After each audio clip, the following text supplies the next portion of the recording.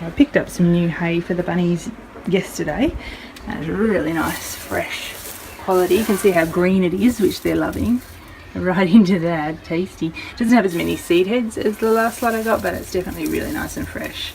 Last year there was a real shortage of hay just due to the weather conditions, but this year there's not, so that would be great. I can keep getting lots of really good quality, lovely fresh hay for them.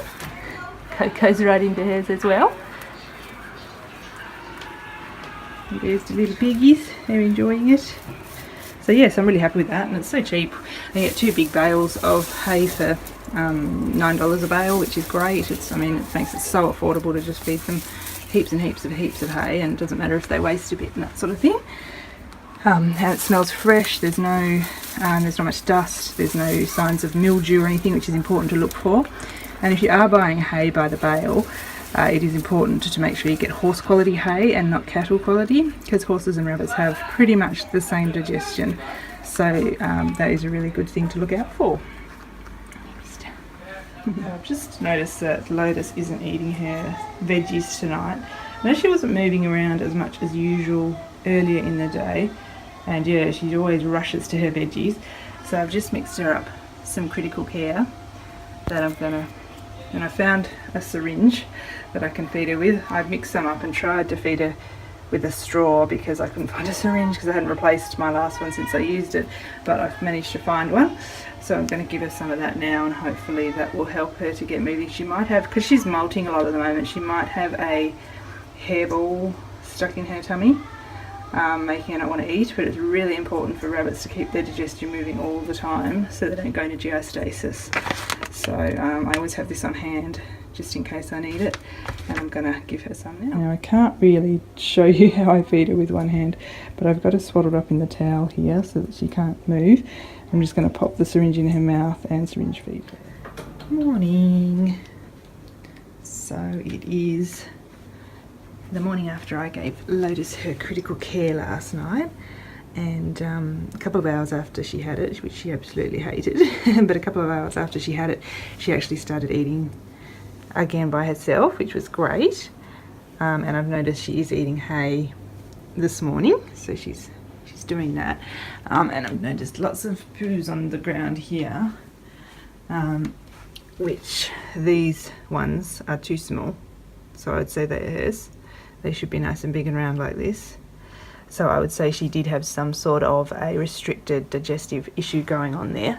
Hopefully we've gotten on top of it. I'll keep a really close eye on her today and make sure that she does keep eating regularly and lots by herself. And if she needs to, I'll just give her another dose of the critical care. And make sure that she's back on track. So I'm so glad that she seems to be normal and seems to be eating again, because it's pretty scary when they have an experience like that. Sorry, it's early in the morning and my brain isn't working. You can probably tell I sound tired. But yeah, no, so that's really good. I'm really glad that she's back to her normal self again. And the other thing that I also did for her as well was give her a gentle tummy massage to get things moving as well, which I think helps. Splinter here. And as you can see, her sore eye is looking so much better, which is wonderful. Almost looks normal again now, and that's after I decided to do 2 drops. 3 drops a day. I looked it up and that's what most people do, and yeah, it's almost back to normal now, so that's really good. So I'm just about to give her another dose. I think most people said do it for 4 days, 3 drops a day for 4 days, so I'll do that, and hopefully, it's already pretty much back to normal. That blue tinge is really gone now, and it doesn't look red either, so that's wonderful. So I'm going to give her a hair drop with a splint. There we go. Good girl. You get a lot of that. I'm just going to give you another one because that's sort of... Yeah, you keep missing it. I think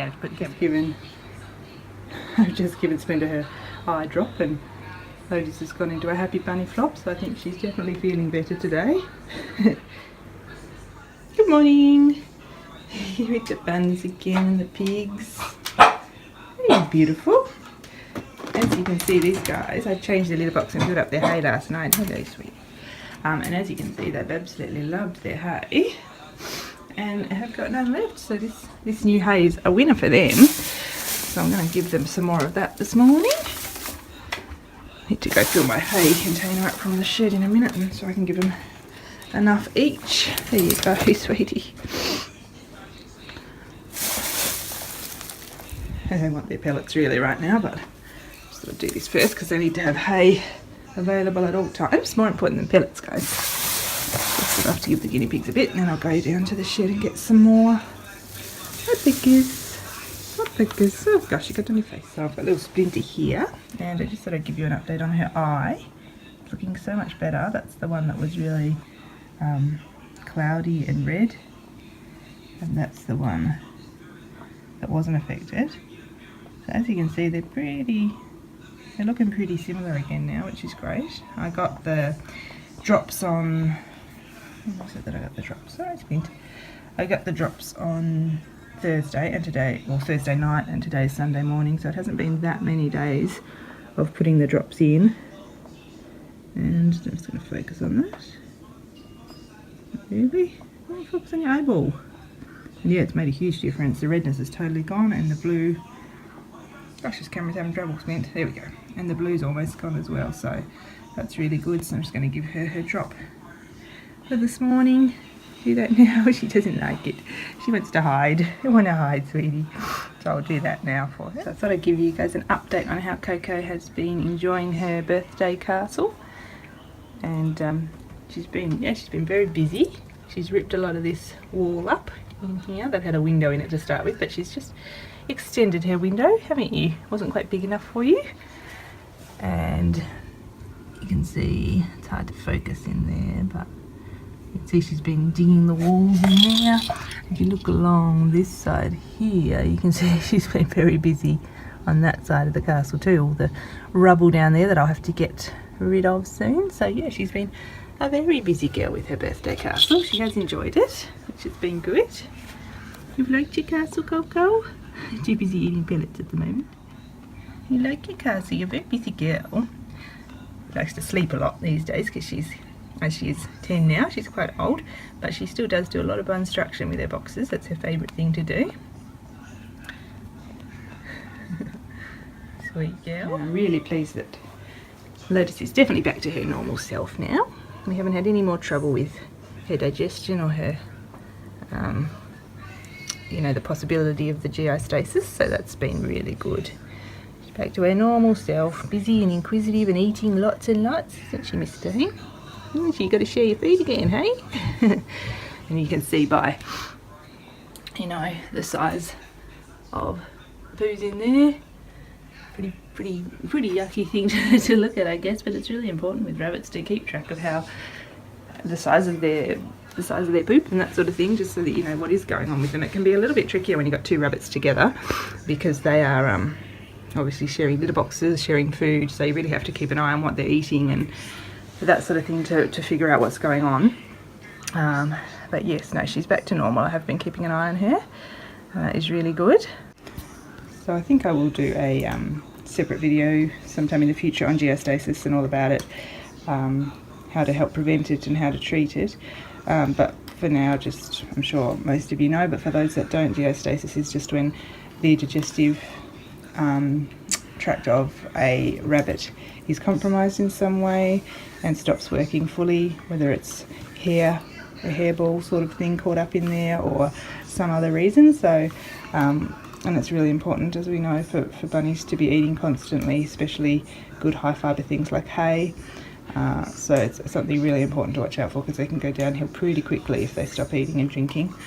And another really good thing to have on hand with, in case of GI Stasis, if you can't get to a vet or if you can't get critical care straight away, most supermarkets have in pouches, in squeezable pouches, baby food that is pretty much, you know, organic and 100% fruit. So you just need to pick a combination of fruits that is appropriate for bunnies. Usually it's just got, you know, ascorbic acid, which is vitamin C, which is fine, just preserving it. And yeah, just in the heat treated squeeze pouches, so you can just keep some of them on hand really easily. They're very cheap and it's a good alternative to use as a first port of call if you haven't got critical care, just before you get to the vet, you know, just to get things moving. So that's another little tip as well. And it's a really good idea just to have a few syringes on hand, just to help it make it easier to get that sort of thing into them if they need to be force fed, because often if they are, you know, have a blockage in there or their digestion isn't working and they feel full and they don't want to eat, they don't want to have the food, so to be able to just force feed that easily and safely with the syringe without hurting them. And they're not very much syringes, you know, you go to a rural supply place, or you could get them from your vet, I'm sure. They're only, you know, a couple of bucks if that per syringe, so it's a really cheap and good thing to have on hand.